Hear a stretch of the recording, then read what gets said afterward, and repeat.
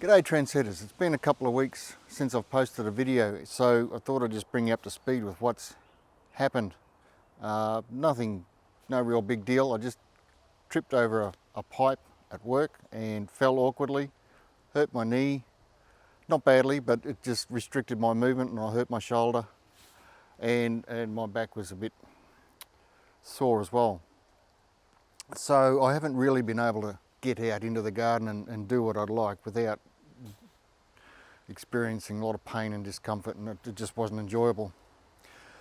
Consequently though, since we've had over 300 mils of rain from late January to the first couple of weeks of February, I've got weeds here 6, 7, 8 foot tall, and I've just got a truckload of work to get through, which I hope to start after this video. Also, I'd like to post a video later on this afternoon, or I plan to post a video later on this afternoon about getting quick growing salad leaves and quick growing veggies started. I've realised since this